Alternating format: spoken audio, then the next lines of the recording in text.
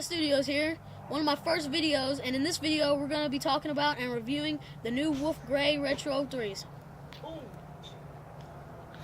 Okay, so first you just take a look, regular Retro 3 box. Everything you'd expect from 3s, nothing new. Same basic box. You can see here. It's like a serial marking maybe. More information here. Average box. Okay. Get onto the elephant print paper and shoes. Pretty much what you'd expect from a 3. A little difference I heard that they're bringing back more of an OG type leather in this feel. Pretty much this should be tough as any 3 all the way back to 2009 from what I've heard. And yeah, these are pretty much dead stock. Actually, they've been worn a couple times. You can see here they're dirty on the bottom. They actually look dirtier on this camera than they do in person, but if you can actually see, there's like a icy gray sole. People call it a smoky, but it's, I guess you can call it that, but yeah, it's kind of translucent. The camera's not really picking it up too well, but yeah, it's real nice. A nice shoe overall.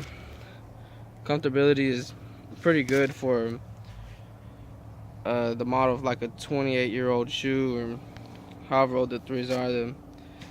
The actual shoe it's remained the same for a long time, so same basic shoe, just pretty much a different colorway and slightly different materials than the OG. The OGs were a lot tougher, but this is pretty good. The tumbled leather being pretty tough, and got the nice this is new in the 3s. It's like a metallic elephant print. It's actually real reflective. It actually looks nice. A lot of people don't like it, but I think it's good because it's a lot different. And it stands out. It doesn't stand out too much, but just enough to be different. And then of course you got the translucent aerosol unit.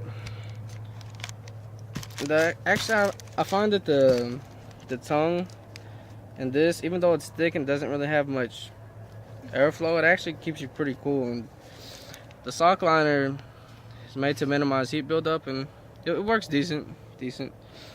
Got I was actually kind of surprised how it didn't have any laces to match it. They were kind of just cheap and average.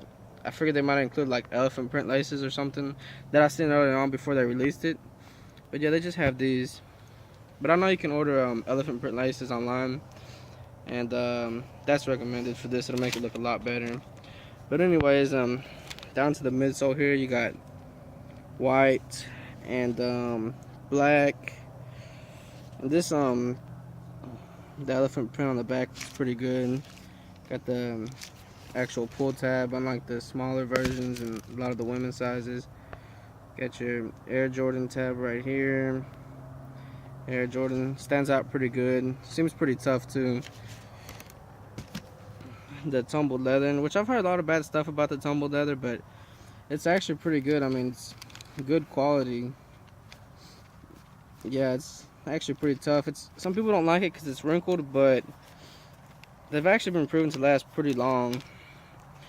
See, like right here, a lot of people don't like how it kind of has like a wrinkling looking.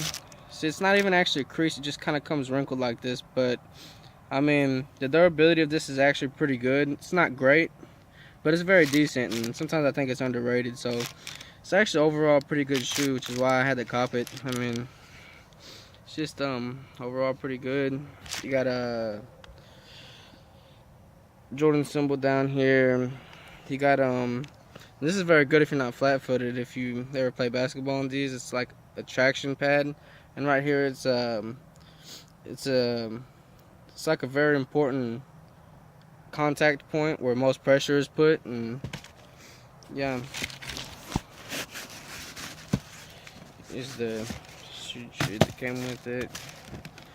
It's just all white sock liner with black insoles. Yeah, just have the inside of the soles and Jumpman Jordan symbol right here.